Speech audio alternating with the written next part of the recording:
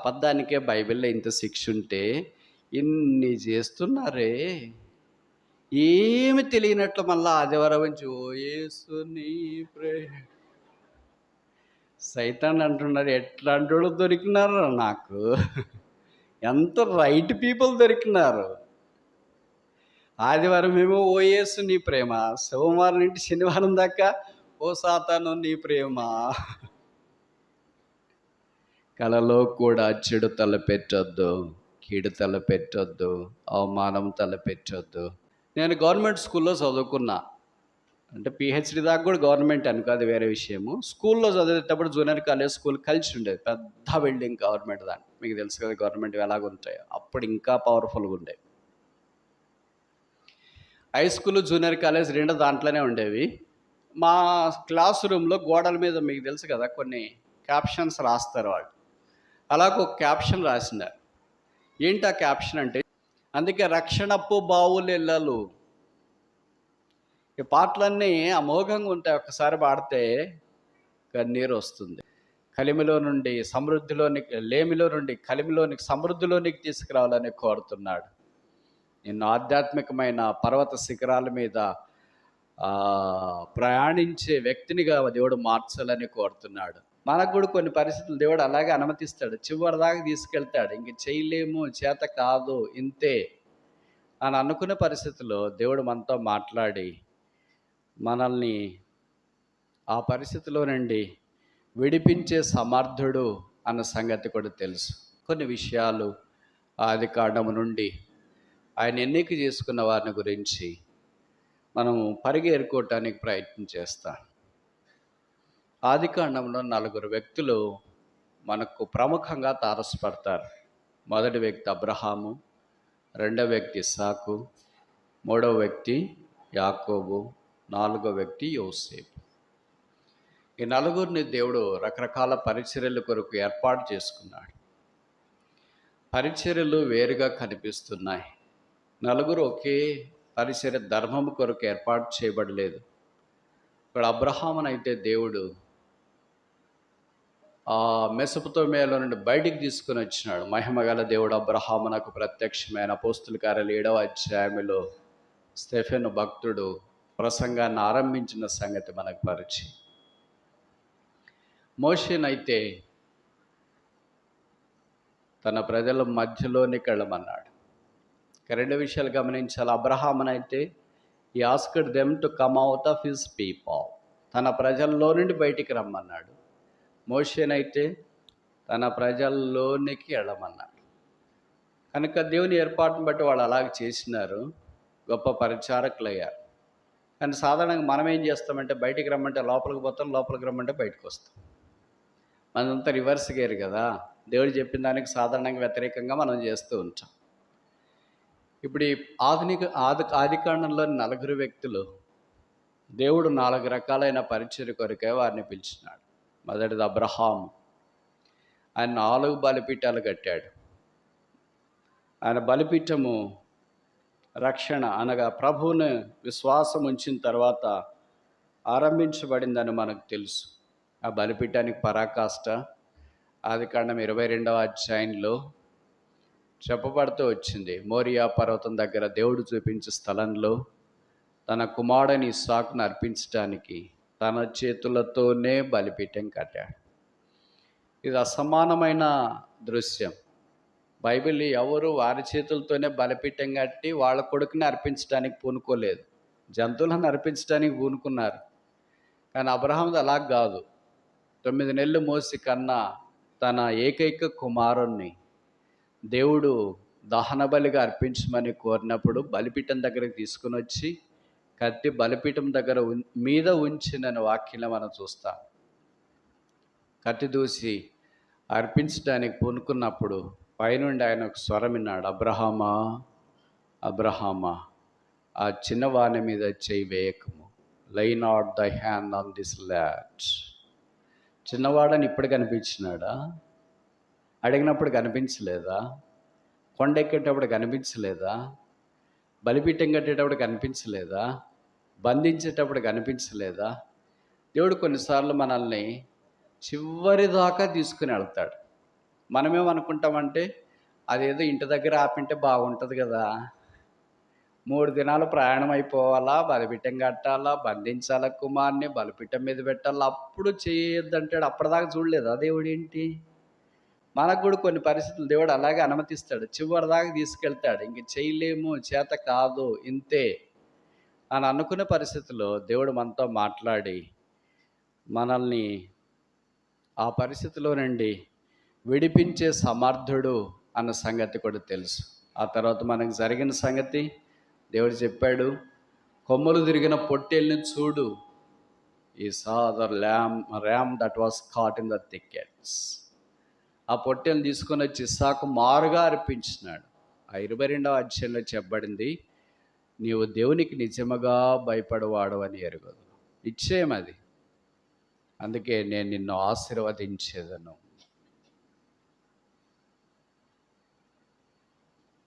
బలిపీఠం దగ్గర ఆశీర్వాదం ఉంది. No altar no blessing. బలిపీఠం లేకపోతే ఆశీర్వాదం లేదు. ఈ బలిపీఠమే యేసుక్రీస్తు ప్రభువు యొక్క శిలువను మనకు జ్ఞాపకం చేస్తుంది. ఇంకా పాపక్షమాపణ మారమనసు పొందకుండా యేసుక్రీస్తు ప్రభువు వారి మునికోలులకు ఎదురుతన్నుతూ రక్షణను అంగీకరించక స్వీకరించక కృపావరమును నిర్లక్ష్య పెట్టి దేవునికి దూరం అయిపోతూ పాపంలోనే కొట్టిమిట్టాడుతూ ఉంటే ఆశీర్వాదానికి బదులుగా శాపంలోనే ఉన్నావని బైబిల్ సెలవిస్తుంది. ఆ శాపంలో నుండి ఆశీర్వాదంలోనికి దేవుడు యేసు మార్చాలని కోరుతున్నాడు. కలిమిలో నుండి సమృద్ధిలోనికి, లేమిలో నుండి కలిమిలోనికి సమృద్ధిలోనికి తీసుకురావాలని కోరుతున్నాడు. నిన్ను ఆధ్యాత్మికమైన పర్వత శిఖరాల మీద ప్రయాణించే వ్యక్తినిగా దేవుడు మార్చాలని కోరుతున్నాడు. ఇంతదాకా జీవితంలో ఓడిపోయి, కృంగిపోయి, డస్సిపోయి, సోలిపోయి, ఏం చేయాలో దిక్కుదోచని పరిస్థితిలో ఉంటే ప్రేమగల యేసుక్రీస్తు ప్రభువారు పిలుస్తూ ఉన్నాడు. ప్రయాసపడి భారం మోచుకుంటున్న సమస్త జనులారా నా దగ్గర రండి, నేను మీకు విశ్రాంతిని కలగజేతును. ఆ యేసు కాలము సంపూర్ణమైనప్పుడు మానవాకారాన పాపము లేనివాడిగా రక్త మాంసములు కలిగి మనుషులందరి కొరకే మడము రుచుట్టానికి భూమి మీదకి దిగి వచ్చి శిలువ మీదకి వెళ్ళి తన తలను ముళ్ళ కిరీటానికి అప్పగించాడు, ముఖాన్ని ఉమ్ము వేయటానికి అప్పగించినాడు. ఆయన చెంపలు గిల్లారు, ఆయన వెంట్రుకలు పీకారు, ఆయన దేహమంతా కోడాలతో దున్నారు, చేతుల్లో మేకులు దిగ్గొట్టారు, కాళ్ళలో మేకులు దించారు. శిలువ మీద వేలాడుతున్నప్పుడు ప్రక్కలో బల్లెముతో పొడిచినారు.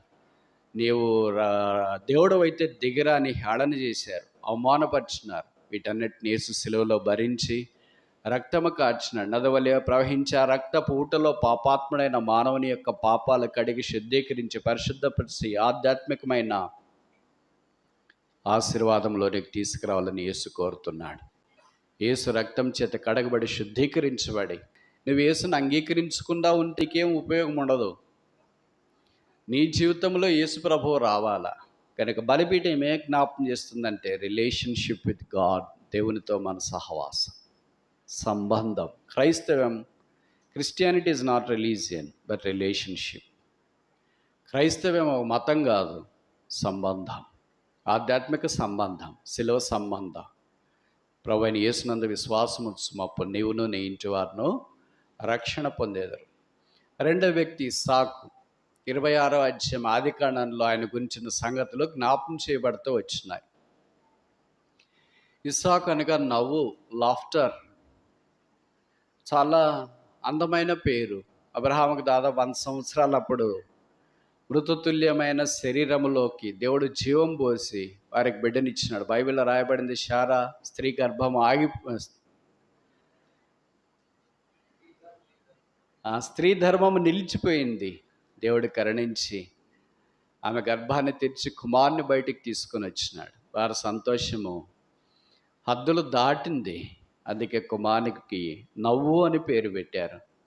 ఆ తర్వాత జరిగిన సంగతి మనకు పరిచయం.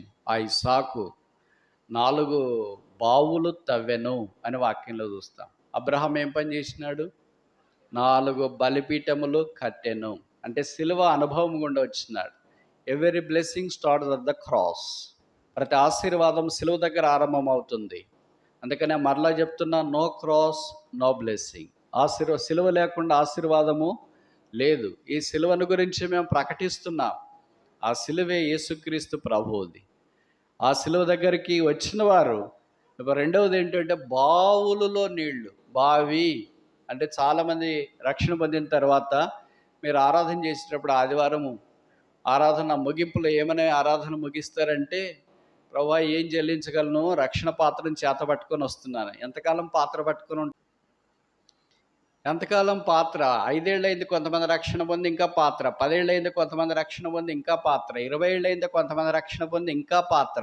మరి బైబిల్లో రాశారు కదండి, బైబిల్లో అన్నీ రాశారు. పాత్ర అంటే కేజీ స్టాండర్డ్, మరి పీజీ స్టాండర్డ్ ఏంటి? బావి. 12వ అధ్యాయం 3వ వచనం యెషయా గ్రంథంలో, రక్షణాధారమైన బావుల్లో నీళ్లు చేదుకొనండి, వెల్స్ ఆఫ్ సాల్వేషన్. వెల్ ఏకవచనం కాదు, బావి ఒక్కటే కాదు, బావులు. కనుక ప్రతి విశ్వాసం ఎలాగుండాలని దేవుడు కోరుతున్నాడంటే బావిలుగా ఉండాలని కోరుతున్నాడు. Every believer is not well but wells. బావికి కప్పకి తేడా తెలుసు కదా మీకు. బావి నీళ్లే పట్టుకుంటుంది, కప్ప కూడా నీళ్లే పడుతుంది. కప్పులో నీళ్లు మీకు తాగటానికి ఇస్తే ఎన్ని రోజులు తాగుతారు? రోజులేంటో పూటకి అయిపోతాయి. అదే బావిలో నీళ్లు ఒకరికి కాదు, ఆ ఊరంతటికి, దాని పేరే పాతకాలంలో పెట్టేవాళ్ళు ఊరు బావి అని. ఊరంతటికి ఒకటే బావే ఉండేది. ఇప్పుడు బోర్లు వచ్చి బావులు ఎండిపోయినాయి అనుకో, అది వేరే విషయము. ఇక్కడ బావులు అంటే కూడా చాలామంది తెలియని వాళ్ళు ఉన్నారు. బావులు 2 రకాలు మీకు తెలుసు కదా, దిగుడు బావులు, చేదుడు బావులు. దిగుడు బావులు అంటే మెట్లుంటాయి, కిందికి దిగి నీళ్ళు తెచ్చుకునేది. చేదుడు బావులు అంటే గెలకుంటుంది, ఒక కర్ర వేసిన. అదే యోహాను సువార్త 4వ అధ్యాయంలో సమర స్త్రీ నీళ్ళు చేదుకోవటానికి వస్తే, యేసుక్రీస్తు ప్రభు నేను ఇచ్చి నీళ్ళు తాగవాడు మరి ఎన్నడూ తప్పికోండి అంటే, అదేంటంటే మీకు గెలకలేదు, కడవలేదు, తాడలేదు, లాగటానికి ఏం పెద్ద చక్రం లేదు, ఏం లేదు, మీకు ఎలాగ నీళ్ళు తెస్తారు అని. కనుక అవన్నీ ఉండి నీళ్ళు తీసుకురావడానికి వెళ్ళేవాళ్ళు పాతకాలంలో. అందుకే రక్షణపు బావులు ఇళ్ళలు. ఈ పాటలన్నీ అమోఘంగా ఉంటాయి. ఒక్కసారి పాడితే కన్నీరు వస్తుంది. దాహము గలవార్లారా నీళ్ళ యొద్దకు రండి, ఆ నీళ్ళే యేసు. యోహాను సువార్త 4వ అధ్యాయంలో ఆయన సెలవిచ్చినాడు, నేను ఇచ్చు నీళ్లు త్రాగువాడు మరెన్నడూ దప్పికొనడు. ఇస్సాకు కంటే గొప్పవాడు. ఇస్సాకు అయితే బావులు పూడిక తీసేసినాడు, మరలా దవ్వినాడు. యేసుక్రీస్తు ప్రభు అయితే తన శరీరాన్ని సిలువలో మన కొరకు త్రవ్వటానికి అర్పించుకున్నాడు. అందుకే బైబిల్లో రాయబడింది, ఆయన శరీరంలో నుండి రక్తము, తర్వాత ఏమొచ్చింది? నీళ్ళు వచ్చింది. Final. What can you give more than that? ప్రాణాన్ని ఇచ్చిన ఆ ప్రియుడు ఇంకంతకంటే మన కొరకు ఏమి ఇవ్వగలడు? ఇంకేమి ఇవ్వాలా? ఇంకేముంది ఇవ్వటానికి? అందుకే దేవుడి దగ్గరికి వెళ్ళి, ఏం దేవా ప్రభువా అని అంటే, నా కుమారునే మీకు ఇచ్చేసినాను, what can I give you? అంతకంటే మీకు ఏమి ఇవ్వగలను? అందుకే ఆయన అన్స్పీకబుల్ గిఫ్ట్, చెప్పసఖ్యము కానీ వరం. ఆయన పేరు యేసుక్రీస్తు ప్రభు. కనుక ప్రతి క్రైస్తవుడు రక్షణ పొందిన తర్వాత పాత్ర పట్టుకొని ఉంటే నీకు నువ్వే తాగుతూనే ఉంటావు. మళ్ళీ నీకు ఆ దాహం వేస్తుంది, మళ్ళీ పాత్ర పట్టుకుంటావు, తాగుతుంటావు, నీళ్ళు పట్టుకుంటావు, తాగుతుంటావు. బావలా కాదు. ఊర్లో వాళ్ళందరూ వచ్చి బావిలో నీళ్లు చేదుకున్నా ఎలాగొస్తాయి? ఊరితో వస్తాయి. కొన్ని బావులు ఉంటాయి ఇక్కడి నుండి ఆ చివరి, అంటే ఒక్క చివరి నుండి ఇంకొక చివరి దాకా చూడటానికి కూడా కళ్ళు సరిపోవు. పాతకాలంలో మేము పిల్లప్పుడు పందాలు పెట్టేవాళ్ళు. ఏం పందాలంటే, ఒక చివరి నిలబడి అవతల చివరికి నిమ్మకాయ ఇసరాల, టెంకాయ ఇసరాల. ఎవరు ఇసురుతారు? అన్ని నీళ్ళలో పడిపోతాయి. అంత పెద్ద బావులు ఉండేది. ప్రతి విశ్వాస అలా బావిగా ఉండాలని ప్రభు కోరుతున్నాడు. అది పీజీ స్టాండర్డ్. పిహెచ్డి స్టాండర్డ్ మనం కేజీకే రాకపోతే పీజీకి ఎప్పుడు వస్తాం? పిహెచ్డీకి ఎప్పుడు వస్తాం? యోహాను సువార్తలో రాయబడితే వచ్చింది కదా, నా యందు విశ్వాసముంచు వాని కడుపులో నుండి జీవజల నదులు. నది ఏకవచనం కాదు. కృష్ణ ఒక్కడు చూస్తేనే అఖండ కృష్ణ, అఖండ గోదావరి. అమ్మో అమ్మో అమ్మో, పొంగింది పొంగింది పొంగింది. మీకు తెలిసినా, నేను ఇలాగ ప్రశ్న అడిగితే, భూమి మీద 70% నీళ్లున్నాయి, 30% భూమి ఉంది. ఆ 70% నీళ్ళలో అన్ని సముద్రపు నీళ్ళే. ఇప్పుడు ఈ నదులు చూసినప్పుడు ఏమనిపిస్తుంది అంటే, అబ్బా ఇంత నదా, ఇన్ని నీళ్ళు ఎక్కడికి పోతాయని అనుకుంటా.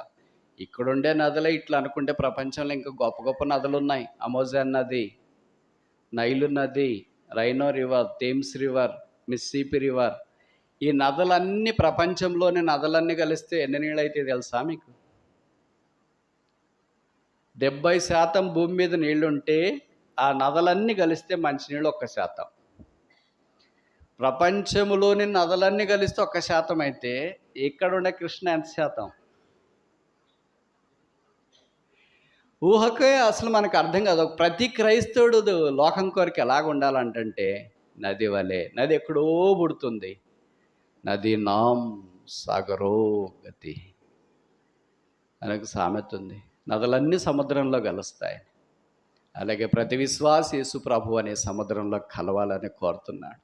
నదికి పక్షపాతం ఉండదు. మీరు చెప్పండి, నది ఏ కులము? బైబిల్లో రాయబడింది, యేసు రక్తం ద్వారా కడగబడిన లెక్కింప సఖ్యము కానీ గొప్ప సమూహం ఆ పరలోక రాజ్యంలో కనిపిస్తా ఉంది. చెప్పండి, నదికి ఏ కులం? మరి ఏ కులస్తులు నది నీళ్ళు తాగుతారు? ఏ కులానికి ఆ నది సహాయం చేస్తుంది? ఏ ప్రాంతానికి సహాయం చేస్తుంది? నదికి ఏ పక్షపాతం ఉండదు, భేదం ఉండదు. అన్ని రాష్ట్రాల్లో ప్రవహిస్తుంది. ఇప్పుడు గోదావరి అనుకోండి, మహారాష్ట్ర నాసిక్లో పుడుతుంది. అక్కడి నుండి మహారాష్ట్రలో తర్వాత ఇంకా తెలంగాణలోకి వస్తుంది. తెలంగాణలో నుండి గోదావరి దగ్గరికి వస్తుంది. అక్కడి నుండి దాదాపు 7 పాయలు అవుతుంది. గోదావరి అంటే ఒకటి కాదు, దానికి 7 పేర్లు ఉన్నాయి. అది వద్దులే ఇప్పుడు. ఆ పాయలు అయిపోయి బంగాళాఖాతంలో కలుస్తూ ఉంటాయి. దానికి మనం చెప్తే, నువ్వు మహారాష్ట్రలో పుట్టావు కదా, తెలంగాణకు పోవద్దు అని చెప్తామా? తెలంగాణలోకి మాత్రమే పో, ఆంధ్రాకి పోవద్దు, వాళ్ళంత మంచోళ్ళు కాదు అని చెప్తామా? నది is not local, it's a global. Every believer is not local, global. విశ్వాసి లోకల్ కాదు, గ్లోబల్. మీరు కులాలతో కొట్టుకుంటా ఉంటే, ఇట్లే ఉంటే లోకల్, నో గ్లోబల్. నదికి కులం లేదు, నదికి పక్షపాతం లేదు. నది ప్రతి వారి దాహాన్ని, పశువులైనా, మనుషులైనా, పంటలైనా, పరిశ్రమలైనా ప్రతి వారి దాహం తీరుస్తుంది. ఇప్పుడు ప్రభుత్వాలకు పెద్ద సవాల్ అదే కదా. మంచి వరదలు వచ్చినప్పుడు నీళ్లు విస్తారంగా వస్తే దాన్ని కంట్రోల్ చేయలేరు, సముద్ర పాలైపోతాయని. అవన్నీ కంట్రోల్ చేస్తే కరువులు లేకుండా ఉండొచ్చు అని. కానీ కంట్రోల్ చేయడానికి చాలా కష్టంగా ఉంది కదా, నియంత్రించడానికి. కానీ ఈ పోరాటాలన్నీ ప్రభుత్వాలకి ఉండనే ఉన్నాయి. అందుకే నదుల అనుసంధానం అని ఒకటి వచ్చింది. ఇప్పుడు ప్రతి విశ్వాసి ఆ స్టాండర్డ్కి రావాలా. ఇప్పుడు 3 విషయాలు చెప్పా. రక్షణ అనేది ఒక పాత్ర, రెండవది రక్షణ అనేది బావులు, మూడవది రక్షణ అనేది జీవజల నది. ఎండిపోయే కృష్ణమ్మ లాంటిది కాదు, కొంతకాలం ఎండిపోతుంది, వర్షకాలం భలే ప్రవహిస్తుందండి, అఖండంగా ప్రవహిస్తుంది. మిగతా కాలం అండి పిల్లలు క్రికెట్ ఆడుతుంటారు. అదిగా జీవజల నది అంటే. ఎప్పుడు ఏ కాలమైనా, వేసవికాలమైనా, వర్షకాలమైనా, చలికాలమైనా, ఎండాకాలమైనా ఎప్పుడైనా ప్రవహించేదాన్ని జీవజల నది అంట. ప్రతి విశ్వాసం అలాగ ఉండాలి. మనం ఏంటంటే సీజనల్ బిలీవర్స్. ఇలాగ మీటింగ్లు పెట్టి, యానివర్సరీలు, వివిఎస్లు, యూత్ క్యాంపులు, స్పెషల్ మీటింగ్స్ అంటే ఎక్కడ లేని భక్తి అప్పుడే పట్లుకు వస్తుంది. ఇప్పుడే చంద్రమండలంలో నుండి కిందికి దిగి వచ్చినట్లు అంత చెప్పనలేవు కానీ అంత భక్తి ఉంటుంది. ఇవన్నీ అయిపోయిన తర్వాత చెప్పులు వేసుకొని బయటికి వెళ్తే సైతాన్ని చెప్తాను, నువ్వు బయటికి రా, నీ సంగతి చెప్తాను. అప్పుడు సైతానికి చెప్తే, ఏమో వెళ్ళాంలే, మరి నువ్వు అంత సవాలు విసిరొద్దు కానీ చూసుకొని పో మాతో పాటు. ఎలాగ క్రైస్తవ జీవితం జీవించేది ఇలాగుంటే. అందుకని పాత్ర ఒక్కళ్ళకి మాత్రం ఉపయోగపడుతుంది, బావి ఊరందరికీ ఉపయోగపడుతుంది, నది ఎవరికి ఉపయోగపడుతుంది? రాష్ట్రాలే కాదు, మనకైతే రాష్ట్రాలు ఉన్నాయి. మీకు తెలుసు కదా, ప్రపంచంలో పొడవైన నది నైల్ నది అంట. నైల్ నది ఎన్ని రాష్ట్రాలు కాదు, ఎన్ని దేశాలు కూడా ప్రవహిస్తుంది తెలుసా? 6 దేశాలు. నైల్ అంటేనే మనకేం గుర్తొస్తుందంటే ఈజిప్టే అనుకుంటాం. ఈజిప్ట్ ఏంటంటే, ఇప్పుడు గోదావరి బంగాళాఖాతంలో కలిసేది రాజమండ్రి దగ్గర అంటాం కనుక అదొకటే గుర్తొస్తుంది. కానీ గోదావరి ఎక్కడో పుట్టింది కదా, ప్రవహిస్తూ ఉంది కదా, అదంతా సాధారణంగా మనం మర్చిపోతాం. అలాగే నైల్ నది కూడా 6 దేశాలు, ఆఫ్రికాలో 6 దేశాల గుండా ప్రవహించి సముద్రంలో కలిసే స్థలాన్నే ఐగుప్తు దేశం అని అంటారు. అందుకే ఐగుప్తుకి నైల్ నది వరప్రసాదము అనే పేరు వచ్చింది. ప్రతి విశ్వాసి ఇలాగ అనేకులకు ఆశీర్వాదకరమైన వ్యక్తిగా ఉండాలి. ఎప్పుడు ఇంక నువ్వు కులము, మా వాళ్ళు, మా ఆయన, మా ఆవిడ, మా సేవకుడు, మా అనేంత దాకా నువ్వు లోకలే, గ్లోబల్ కాదు. Every believer is not local, అది global.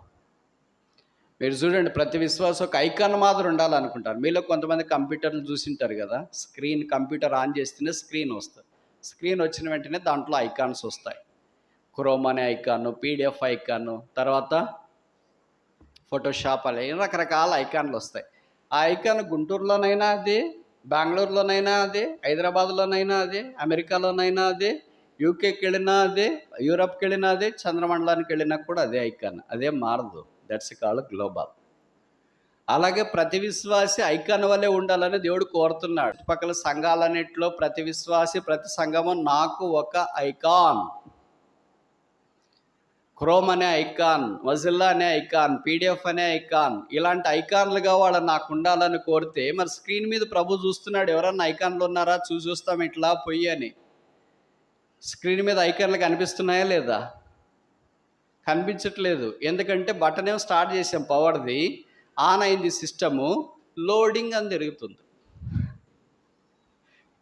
Wait for some time loading. ఎంతసేపు లోడింగ్?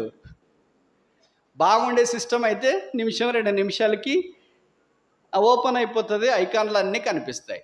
ఈ సిస్టమ్కి వైరస్ వచ్చింది అనుకో, కంప్యూటర్కి ఎప్పుడు లోడింగ్గానే ఉంటుంది.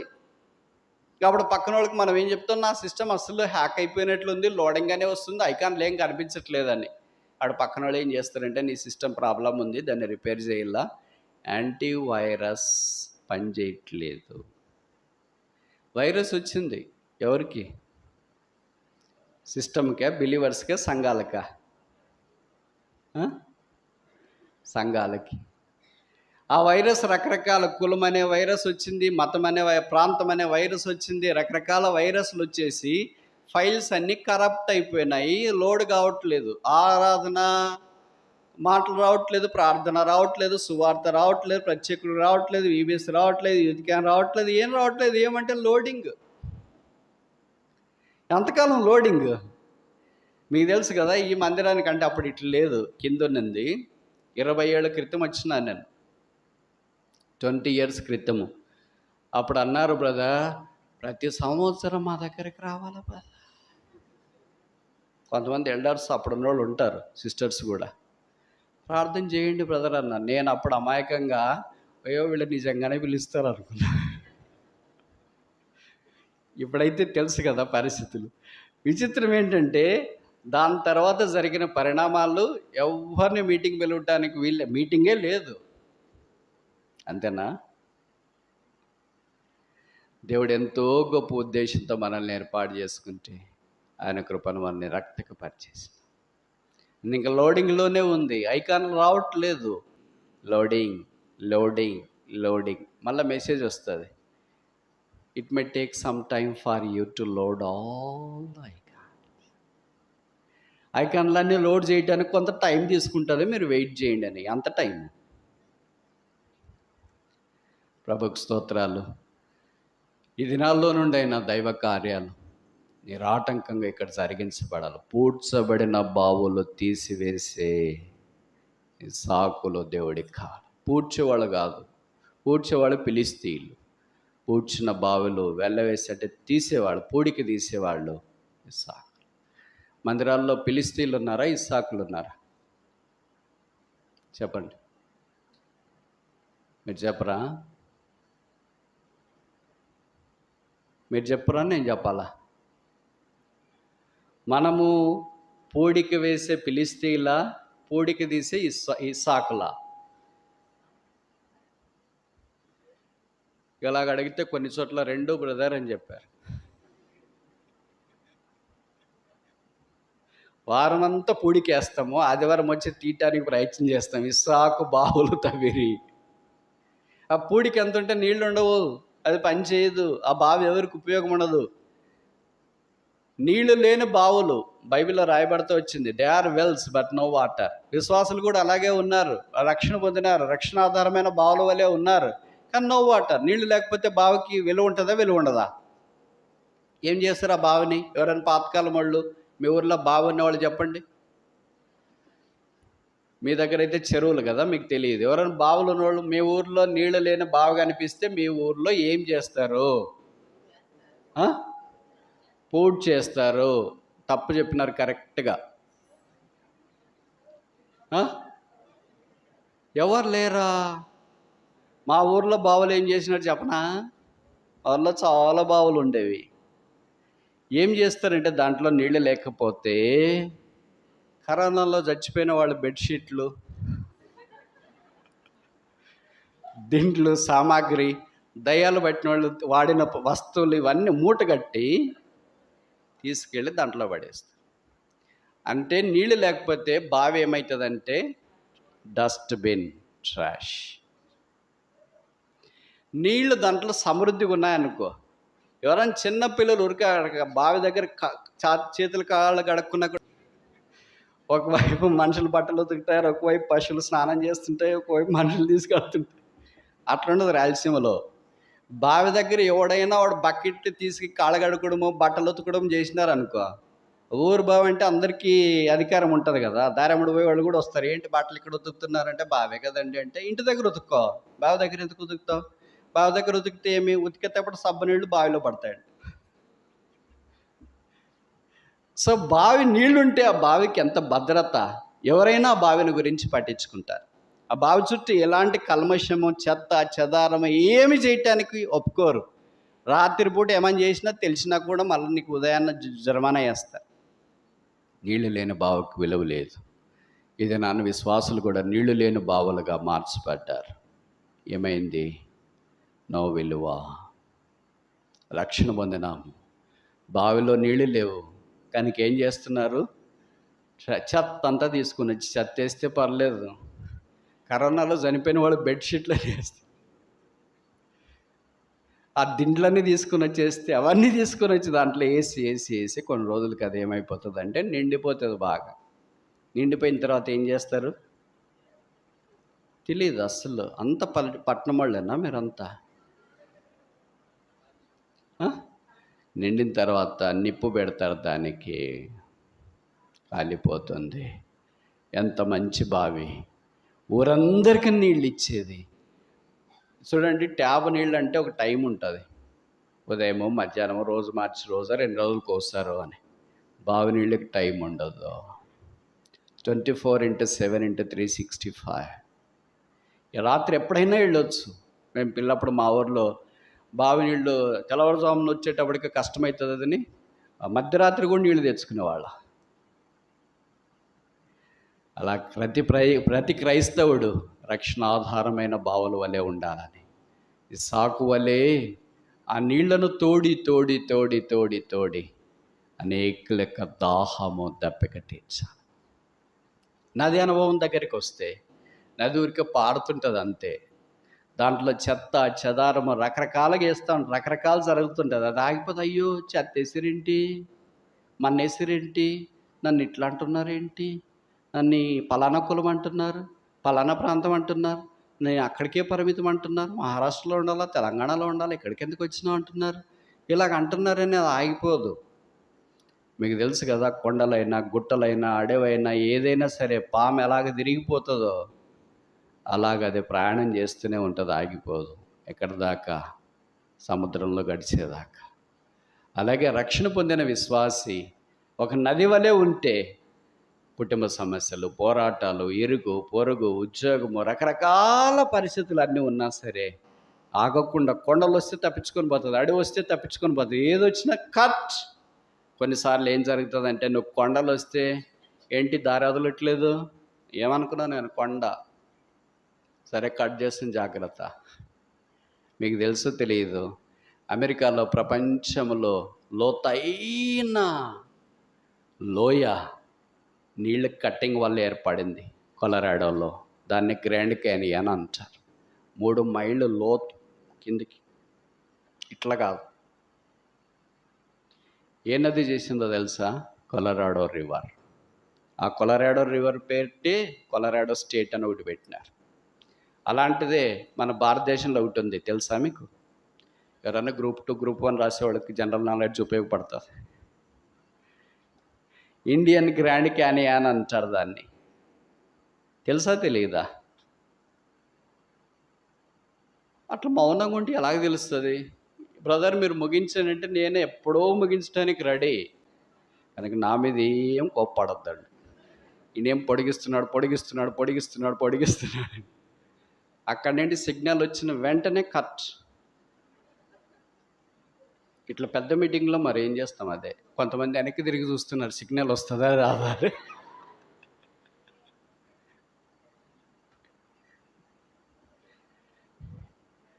భారతదేశంలో కూడా అమెరికా లాంటి గ్రాండ్ క్యానియన్ అంటారు, గ్రాండ్ క్యానియన్ ఆఫ్ ఇండియా. భవిష్యత్తు మీకు చాలామందికి తెలియదు అనుకుంటా. మన ఆంధ్రాలోనే ఉంది. ఆంధ్రాలో ఎక్కడా అని అనుకుంటారేమో, అది కూడా మీకు చాలామందికి తెలియదు అనుకుంటా. రాయలసీమలో ఉంది. రాయలసీమలో ఎక్కడా? కడప జిల్లాలో ఉంది. కడపలో ఎక్కడా? జమ్మలమడగ దగ్గర ఉంది. దాని పేరేంటి? గండి.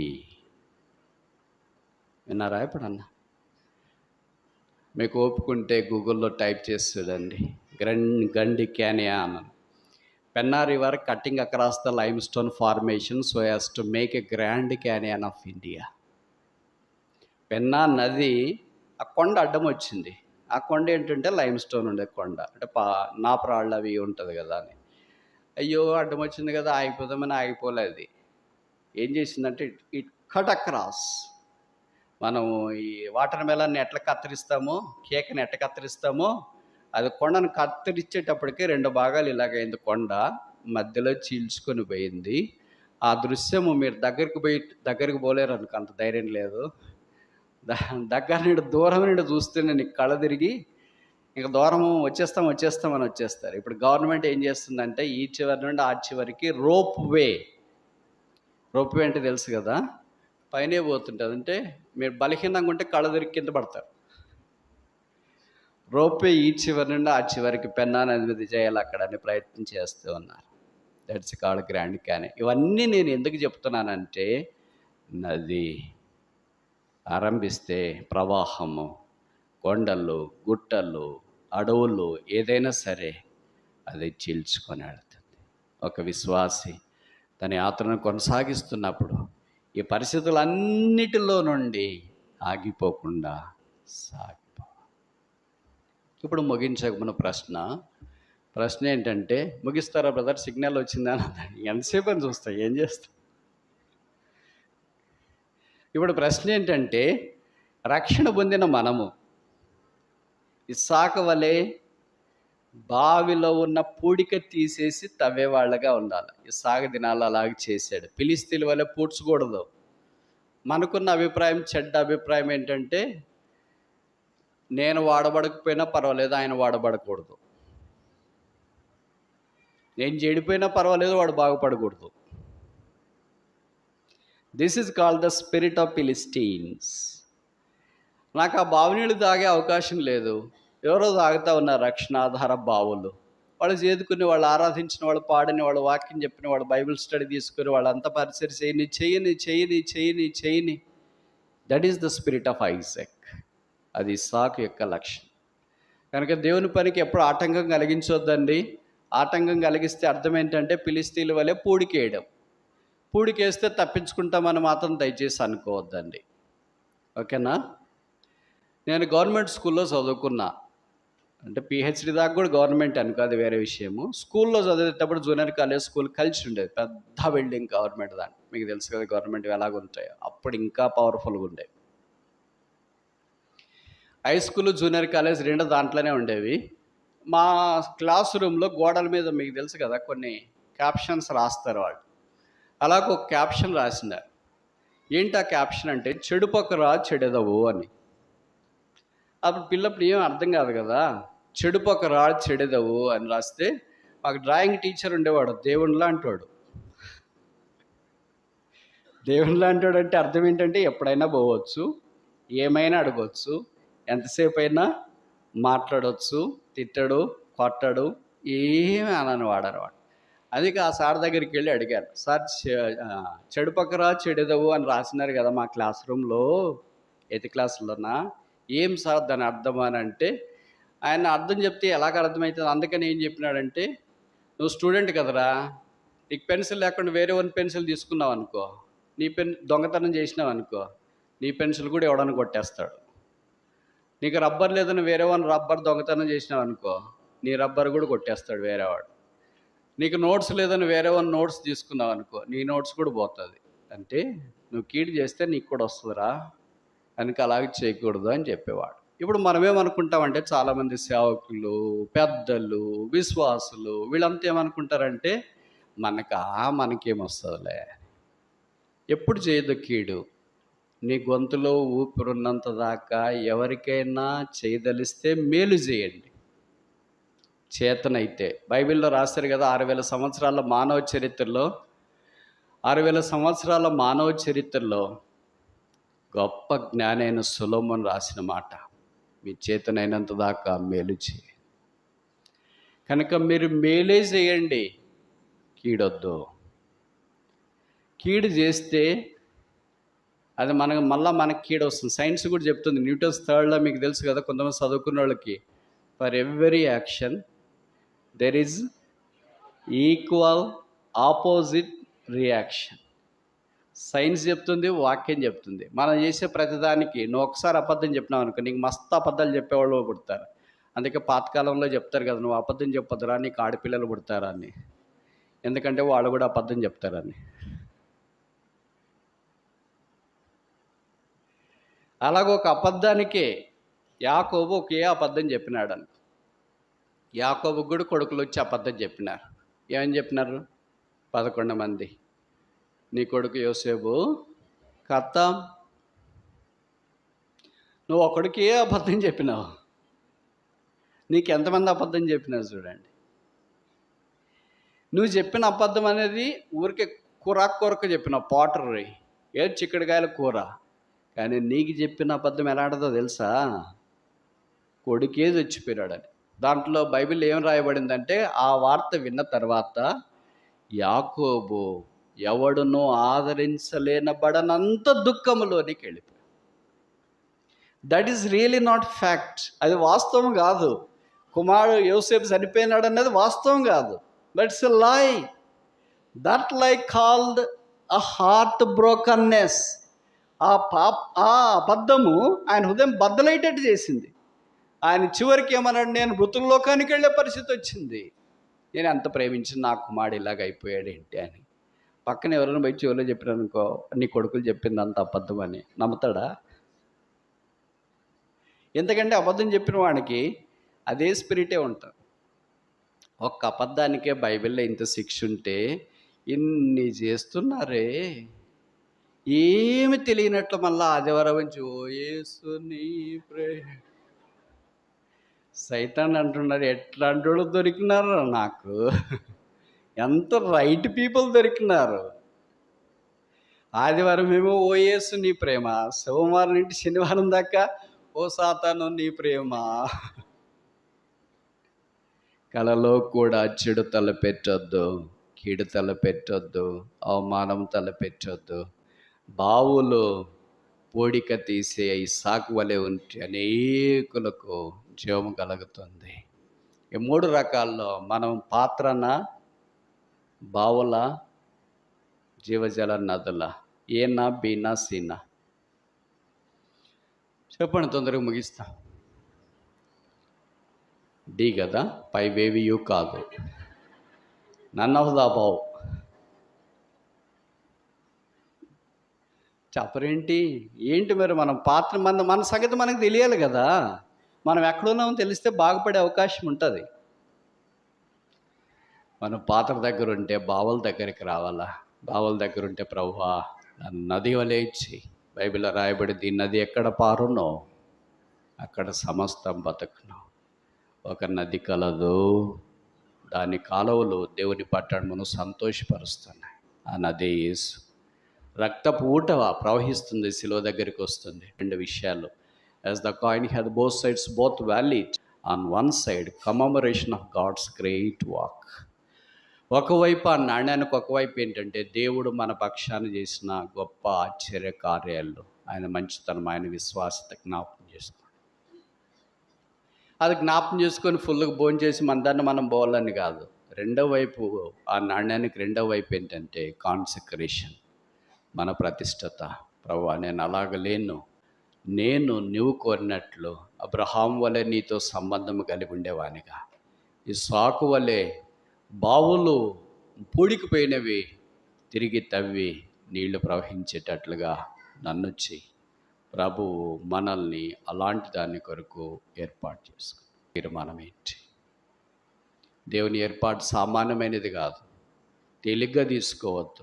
బైబిల్లో రాశారు 1 కొరింథీ 3:16, మీరు దేవుని ఆలయమై ఉన్నారు, ఎవడైనాను దేవుని ఆలయమును చెప్పండి, మీరు చెప్పండి, నేను చెప్పను. వానిని దేవుడు డాష్. మంచి పాట చేస్తేనే మనం కోలుకోలేమే. ఒక టీచర్ మార్కులు తక్కువ వేస్తేనే మనం ఫెయిల్ అయిపోతే పిల్లలు కోలుకోలేరే. ఒక తండ్రి కొడితేనే కొడుకు ఊరు వదిలేసిపోతే కోలుకోలేరే. భార్య భర్తలకు పోట్లాట జరిగితేనే కోలుకోలేరే. దేవుడు పాడు చేయాలని అనుకుంటే ఇంక ఎవరు కోలుకుంటారో. అందుకే బైబిల్లో రాశారు, దేవుని చేతిలో పట్ట బహుభయంకరము ఆయన దహించగ్ని. ఆ తీర్మానం చేసుకున్నా, ప్రభువా నా చేతనైతే మంచి చేస్తా, చెడు చేయకుండా నన్ను కాపాడు, చెడు చెప్పకుండా కాపాడు, చెడు వినకుండా కాపాడు. నీవు నన్ను ఏర్పాటు చేసుకున్నావు, అబ్రహాం వలె బలిపీఠము, ఇస్సాకు వలె బావులు తవ్వుతూ నీ కొరకు జీవించినట్లు నన్ను సహాయం ఇచ్చి, దేవుడు చేరవచ్చిన మనందరినీ ఆ శిలువ రక్తం ద్వారా కడిగి పరిశుద్ధపరిచి ఆయన కొరకైనా సాక్షులుగా వాడుకొనుగాక.